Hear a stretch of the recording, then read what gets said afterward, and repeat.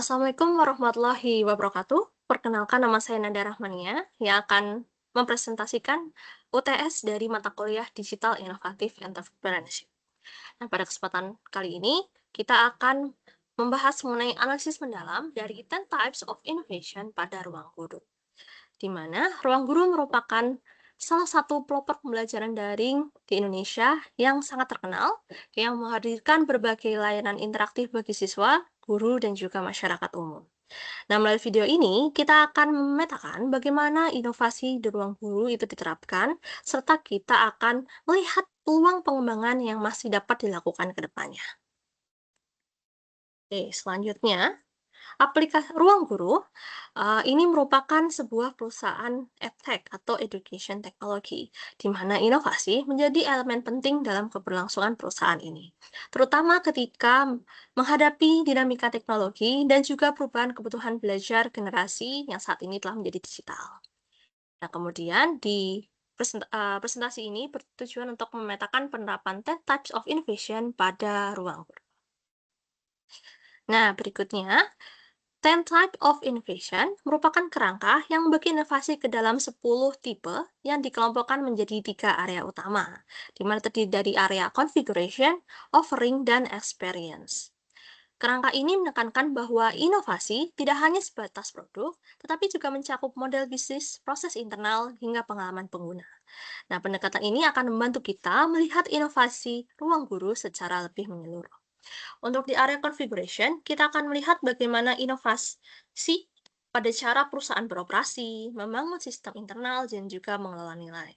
Untuk area offering, kita akan melihat mengenai inovasi yang berfokus pada kualitas produk utama maupun integrasi penawaran. Dan di area experience, kita akan melihat inovasi yang memperkaya pengalaman pengguna dari awal hingga akhir interaksi dengan produk.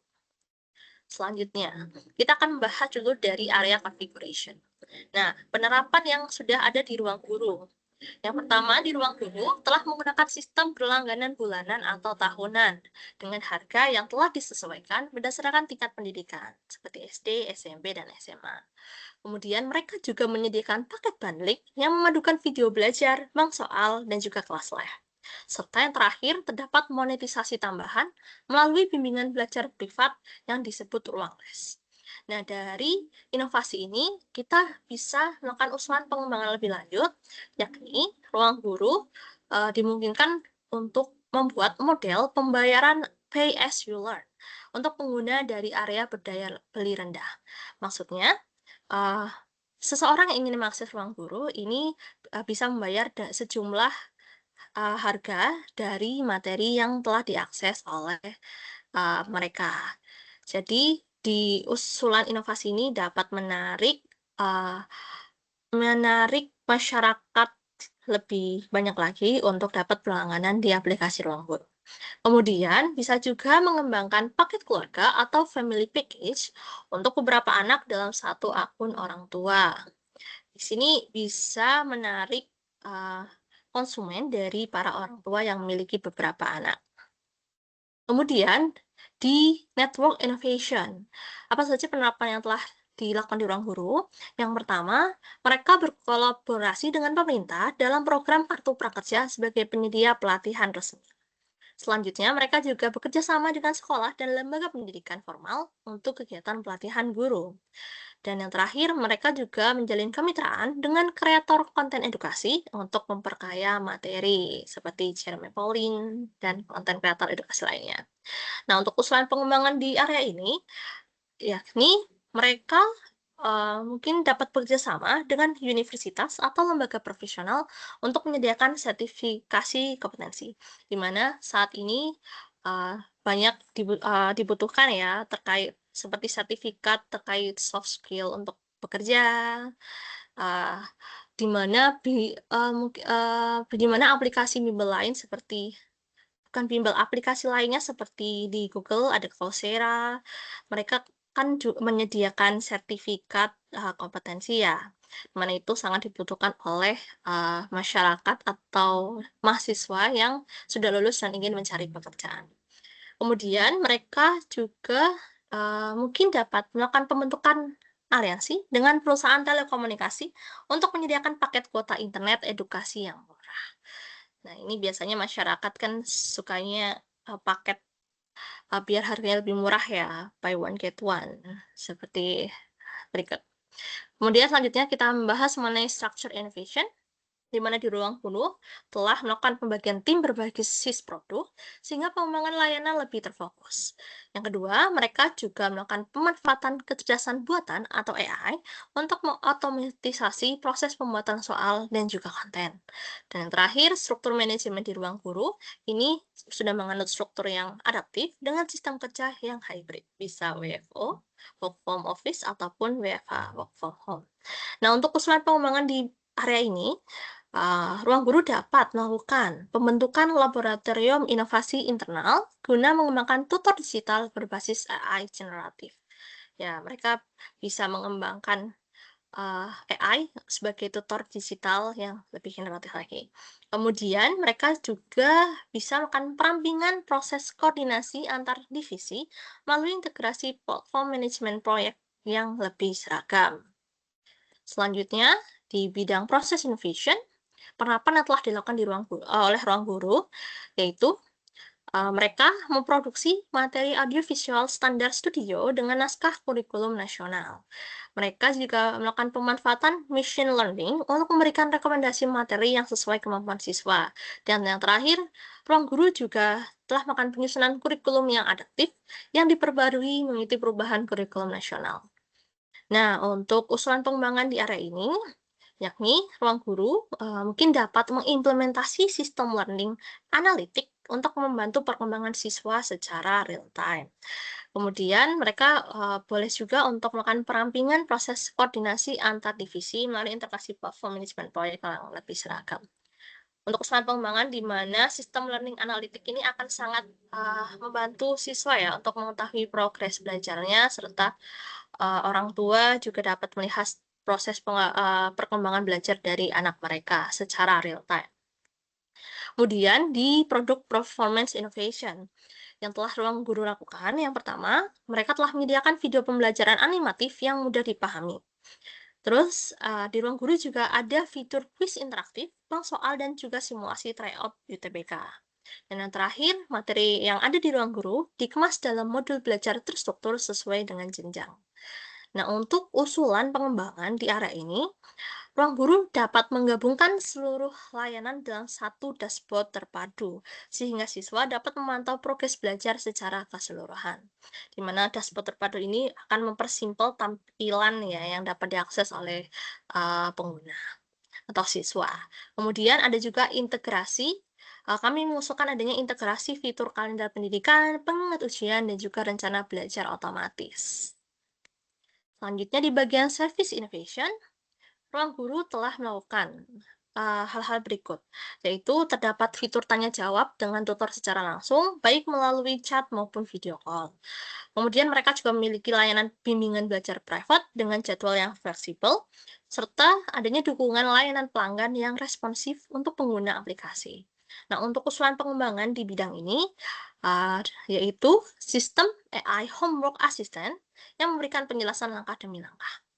Nah, ini, selain dari tutor secara langsung ya, mungkin dimungkinkan juga, ruang guru bisa memiliki sistem AI di mana yang akan membantu siswa dalam mengerjakan, eee, homework atau PR langkah demi langkah ya, apabila tutor-tutor yang ada, sedang berhalangan atau full meladeni para siswanya. Kemudian, usulan lainnya yaitu adanya layanan konseling belajar untuk membantu siswa merencanakan strategi menghadapi ujian, di mana hal ini tentunya sangat dibutuhkan bagi siswa-siswa, terutama yang berambisi ingin mendapatkan juara satu di kelasnya.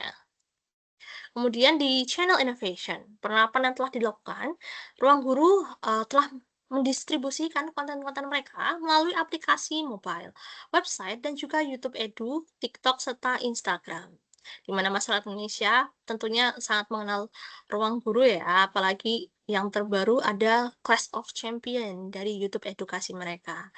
Kemudian ada juga kelas live interaktif dengan jadwal reguler.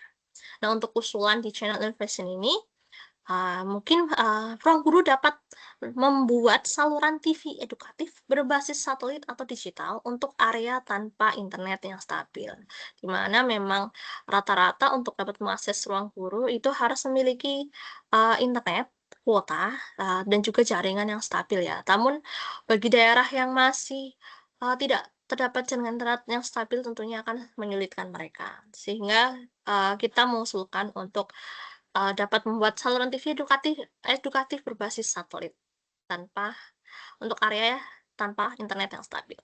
Kemudian usulan pengembangan yang lainnya yaitu pengembangan mode offline learning lebih lengkap untuk mengakomodasi keterbatasan akses jaringan. Ya kembali lagi bagi daerah yang memiliki keterbatasan akses jaringan, dimungkinkan untuk, adanya mode offline learning yang lebih lengkap. Kemudian dari sisi brand innovation yang telah dilakukan Ruang Guru telah membangun citra sebagai platform belajar modern, mudah diakses, dan juga ramah pelajar. Kemudian mereka juga telah menggunakan public figure sebagai brand ambassador. Dan mereka juga menghadirkan kampanye pendidikan untuk meningkatkan kesadaran publik tentang pentingnya akses belajar. Ya, di mana kita setuju ya bahwa Ruang Guru pada brand innovation ini telah sangat sukses meningkatkan brand mereka di mata masyarakat Indonesia. Nah, untuk usulan pengembangan di bidang ini, yang pertama, ruang guru, mungkin untuk melakukan positioning baru sebagai AI learning company ya, untuk memberikan diferensiasi kuat dari kompetitor. Nah, eee, karena ruang guru memiliki kompetitor-kompetitor lainnya ya, maka, eee, kita harus memiliki brand innovation yang unik ya, yaitu positioning-nya sebagai AI learning company ya. Kemudian usulan lainnya yaitu melakukan penguatan identitas visual yang lebih futuristik, sejalan dengan adopsi teknologi AI. Selanjutnya di area Customer Engagement Innovation. Penerapan yang telah Ruang Guru lakukan yaitu mereka memiliki gamifikasi seperti poin, badge, misi belajar harian, dan juga leaderboard. Serta mereka juga memberikan sertifikat digital untuk meningkatkan motivasi siswa. Di mana gamifikasi ini tentunya membuat proses belajar lebih menarik dan juga tidak membosankan. Nah, untuk usulan di inovasi tipe ini, yang pertama, membentuk forum komunitas belajar sebagai ruang diskusi siswa antar daerah. Di mana forum komunitas belajar ini tentunya akan lebih membantu siswa yang, mungkin berada di daerah yang sama ya, untuk, mempermudah mereka belajar bersama dan juga meningkatkan motivasi mereka. Kemudian ada juga kompetisi rutin berbasis capaian belajar seperti Challenge Week atau studi maraton. Nah, apa saja dampak inovasi ruang guru? Yang pertama, inovasi ini telah meningkatkan keterlibatan siswa melalui konten yang interaktif. Kemudian, dapat mengoptimalkan proses produksi konten melalui dukungan teknologi modern. Yang ketiga, tentunya dapat menumbuhkan loyalitas pengguna melalui produk yang saling terhubung. Dan yang terakhir, menempatkan ruang guru sebagai salah satu pemimpin pasar edtech di Indonesia. Nah, kesimpulannya, ruang guru pada dasarnya telah menerapkan sebagian besar usul dalam 10 Types of Innovation, terutama pada ramah pengembangan produk dan juga pengalaman pengguna. Meskipun demikian, masih terdapat sejumlah ruang pengembangan yang dapat dioptimalkan. Beberapa aspek seperti penguatan struktur organisasi yang lebih responsif terhadap perubahan teknologi, perluasan jalur distribusi untuk menjangkau wilayah dengan keterbatasan akses internet, serta pengembangan inovasi berbasis komunitas yang mendorong interaksi antar pengguna, masih memiliki potensi besar untuk ditingkatkan. Nah, untuk rangkaian usulan inovasi tersebut, apabila diimplementasikan secara konsisten, tidak hanya akan memperkuat posisi ruang guru dalam industri edtech nasional, tetapi juga meningkatkan daya saingnya di tingkat regional. Nah, pendekatan inovatif yang lebih menyeluruh diharapkan mampu menjaga relevansi perusahaan di tengah kompetisi yang semakin ketat sekaligus memperluas dampak positifnya bagi dunia pendidikan Indonesia. Baik, terima kasih kepada Joko yang telah menyimak penjelasan ini. Saya Nada, mohon maaf apabila terdapat kesalahan. Wassalamualaikum warahmatullahi wabarakatuh.